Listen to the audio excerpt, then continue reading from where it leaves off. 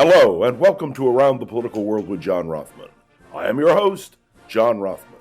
If you're a fan of the show, make sure to hit the follow button on the top right of Apple Podcasts, Spotify, or wherever you are listening at this very moment. When you hit follow, leave a review or share an episode with a friend.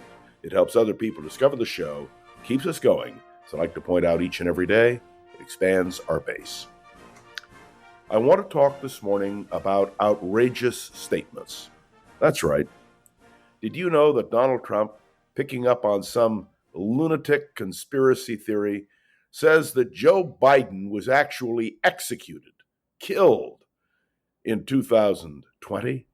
And in fact, the Joe Biden we have seen these last few years is a clone or a dummy or, well, heaven only knows what.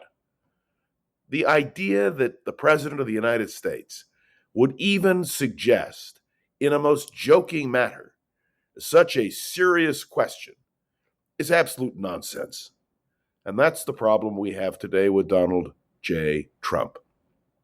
Statements that he makes seize headlines, but have no relevance. Let me give you another example, if I can. And that is the whole question of vaccines. The Trump administration, as we now know, is saying clearly that the vaccine for COVID, well, for pregnant women and people who are younger, is absolutely non-essential. That's now being contradicted by the CDC. They're saying quite the contrary. This is something which is important for the national health. And where in the world is Donald Trump? Have you heard him say anything that would resemble care for the nation's health? And let me be clear about something else. We are now dealing with a major crisis in Ukraine. We know that the Ukrainians hit Russia in a most vulnerable way. You all saw it, and you saw it on television. You heard the reports. More than $1 trillion in aircraft used by the Russians in their attack on Ukraine have been destroyed. Frankly, it was very interesting. The attack which hit had to be well coordinated. They had to ship in the drones, and they evidently did. And actually, Ukraine is nowhere near, in terms of capacity, at least most people thought, nowhere near what Russia could do. And yet, some have defined what has happened now as a Pearl Harbor for Russia, an unexpected attack that hit them in their soft underbelly.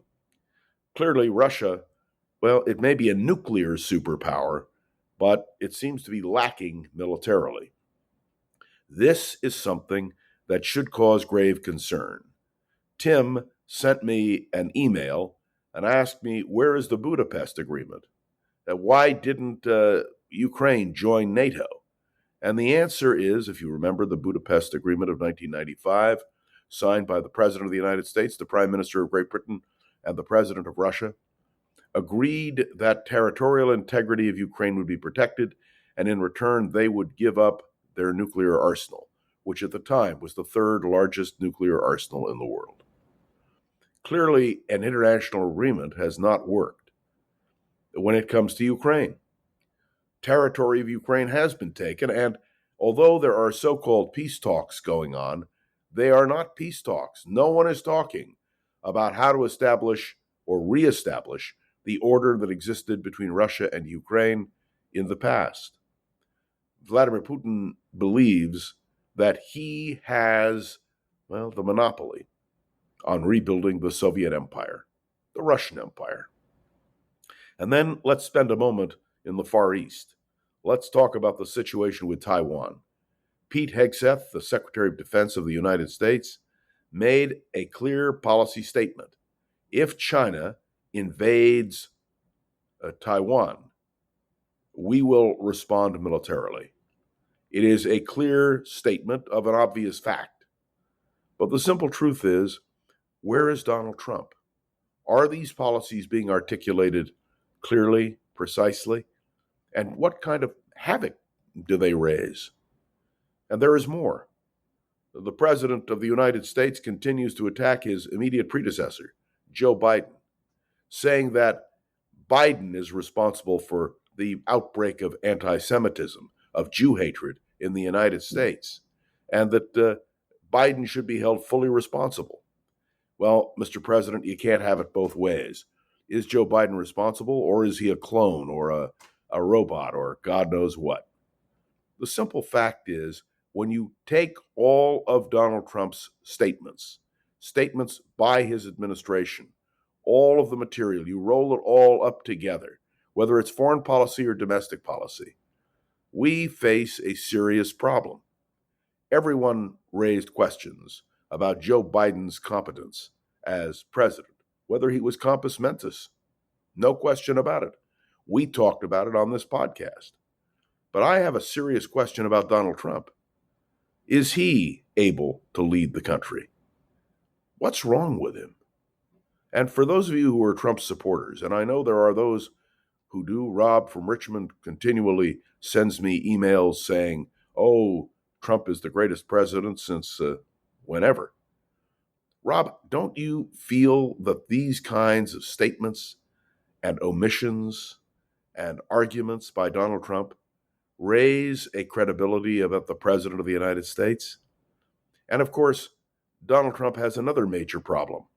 Republicans in the United States Senate who are opposed to the plan passed by the House of Representatives dealing with our national economic situation. There seem to be, at this moment, a group of Republicans who will not vote for the plan put forward by the House. And the question then becomes, if Donald Trump loses, what does that mean for his policies? Now, he has set a deadline. He wants this all done by July the 4th.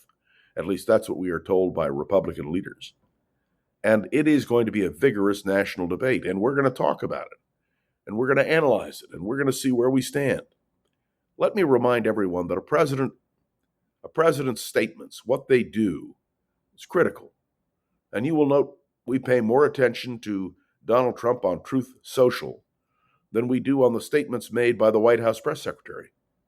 There is something seriously wrong with the way this administration is conducting its business.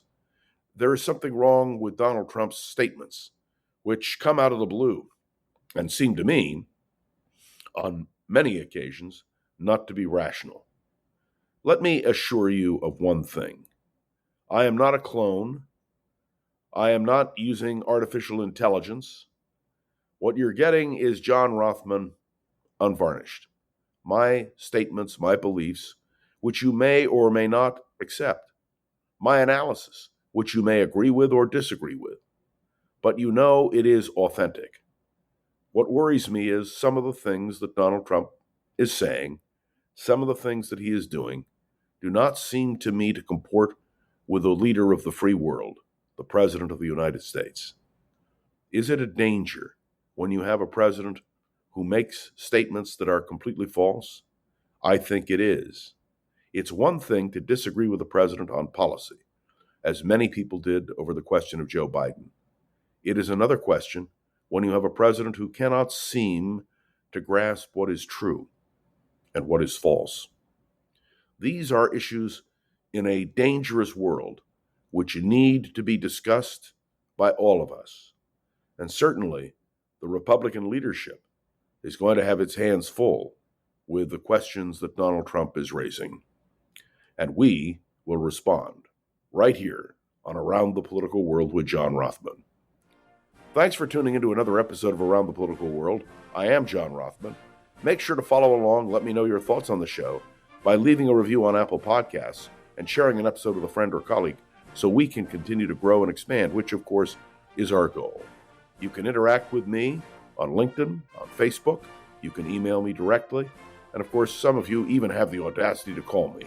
I'm delighted to hear from you. And I want to say a special word of thanks to someone whose credibility I never doubt, Gogo Zoger, who is the producer of this podcast. Thank you, Gogo, for everything you do. I am John Rothman, and you are listening to Around the Political World with John Rothman. See you tomorrow.